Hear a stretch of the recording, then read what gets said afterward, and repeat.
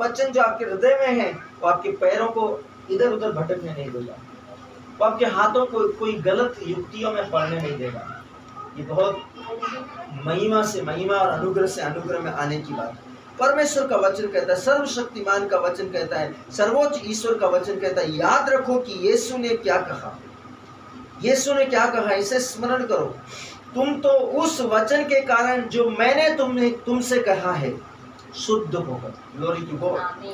यूहन्ना का सुसमाचार अध्याय 15 वचन संख्या 3। उसका वचन एक शुद्ध करता है, वह आपको परिशुद्ध करता है, प्योर करता है, एकदम नेट एंड क्लीन करता है। वह शुद्ध करने वाला वचन है।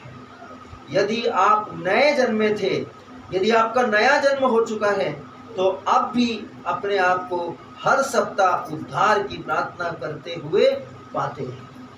हर सप्ताह उद्धार की प्रार्थना कीजिए, मतलब कन्फेशन कीजिए अपने अपने पापों के लिए, अपनी गलतियों के लिए। यीशु मसीह के वचन से अपने आप को शुद्ध कीजिए। जो आपको दिखा रहा है कि कुछ गलत है, जब आप अपने आप को, अपने कन्फेशन को, अपने पाप को अंगीकार करते हैं, ऐसा इसलिए होगा क्योंकि आप अपने आप को अलग प्रकाश में देख रहे हैं, जो आपको दिखा रहा है कि कुछ गलत हो रहा है। Glory to God. परमेश्वर का वचन कहता है अपने आप को परमेश्वर के वचन के प्रकाश में देखो।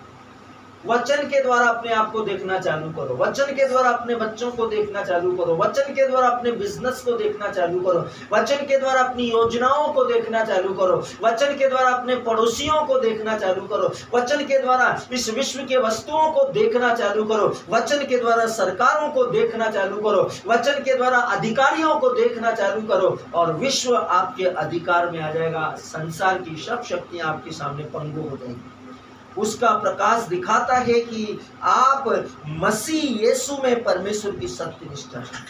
और हर एक वस्तु जो, यदि वचन आपके अंदर है, तो आपको याद होगा गेनेसरेत की झील पार करके यीशु जब बियाबान और सुनसान इलाके में गए, वहां 2 व्यक्ति थे जो अपने आप को पत्थरों से घायल करते थे और निर्वस्त्र नंगे पड़े रहते थे मजारों और मकबरों और कब्रों के अंदर।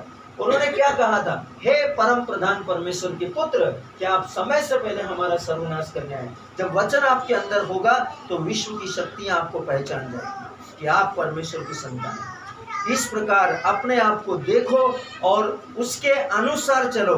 परमेश्वर के पुत्र के रूप में परमेश्वर का प्रकाश परमेश्वर का सत्य है, और परमेश्वर का सत्य परमेश्वर का वचन है। इसलिए प्रकाश में चलने का अर्थ है परमेश्वर के वचन में चलना, जो आपकी आत्मा को शुद्ध करता है और परमेश्वर की सेवा करने के लिए आपके विवेक को मरे हुए कामों से शुद्ध करता है। हालेलुया।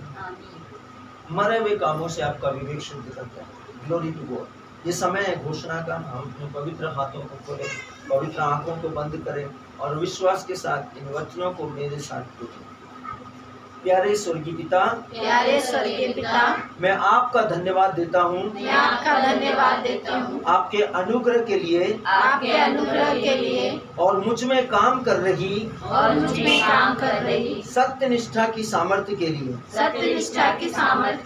जैसे ही मैं आपके प्रकाश में चलता हूँ, वैसे ही मैं अपने आप को शुद्ध करता हूँ और यीशु के लहू के द्वारा शुद्ध किया जाता हूँ। यीशु मसीह के अनुग्रह के द्वारा